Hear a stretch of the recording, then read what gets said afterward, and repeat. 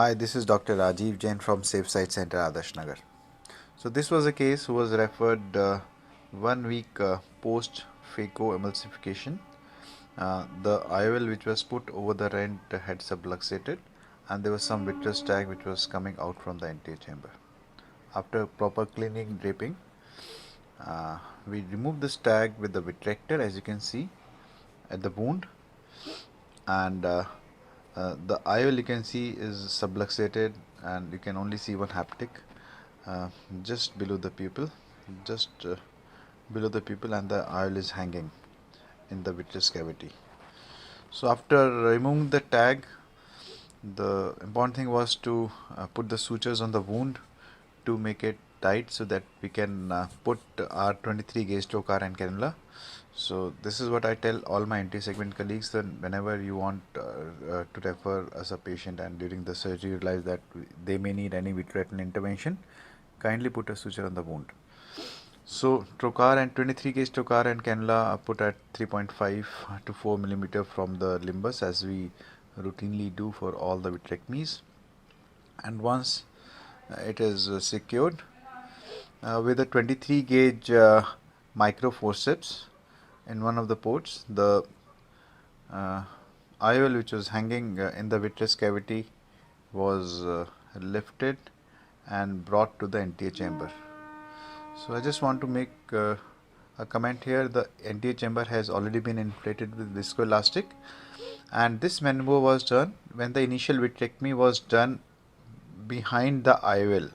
So we are not actually pushing the vitreous. Core vitrectomy has already been done, and all the vitreous has been removed around the IOL, and this maneuver was done at that time. Now the anterior chamber has got viscoelastic and the IOL, and this stage I didn't remove the IOL because I had to do vitrectomy, and I thought if I again open the wound it will be difficult, so I went ahead with the vitrectomy with this IOL in the anterior chamber. So you can see this vitrector was used, the vitreous behind the IOL was removed as much as possible, as we normally do when we start the vitrectomy, and then with the then did the PVD was already there. Then they did there were these white spots which I was not sure what they are, and as we do vitrectomy, we laser all these doubtful lesions, thinking that these might be holes or may later on lead to holes in the retina. This patient had multiple lattices and holes in the retina as well. So I don't know what this white lesion was, but it was an area of thin retina, and I think probably a needle injury while doing a block in the initial surgery. I don't know whether it was that or not, but yes, I did lasered it. So you can see actually the sclera, the white thing is the sclera, and all around was the thin dot retina. So after completing the vitrectomy, this laser was done. These lesions were lasered, as well as there were multiple lattices and holes which were there in the retina were all lasered. So this is the standard protocol which we follow. After removing the vitreous, laser all the lattices and holes if they are there, and all the doubtful areas in the retina which we think might lead to breaks later on or detachment later on. And the periphery was checked thoroughly. As you can see here, the laser has been done to the doubtful areas.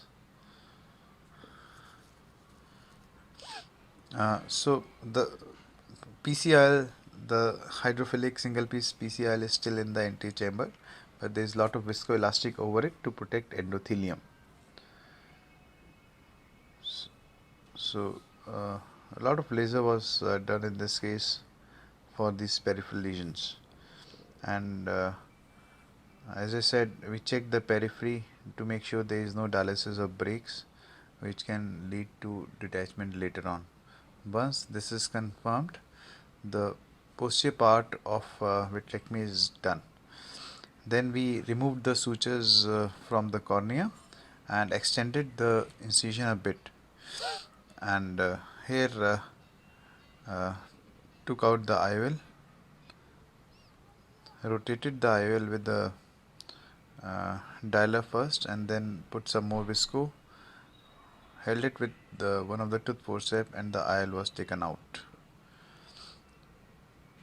Once this is done, a 3-piece Johnson & Johnson or sensor, which is AMO sensor, was put, and since the rent was there in the PC but the rhexis was intact, so 3-piece IOL was chosen and it was carefully dialed over the sulcus. So there was some problem initially because the pupil was small, and I had done vitrectomy. I could not put adrenaline in the anterior chamber because of risk of adrenaline going onto the retina and causing toxicity to the retina and maybe edema and all those things. So with one of the Y hooks, retracted the pupil, and with some manipulation was able to push the leading haptic over to the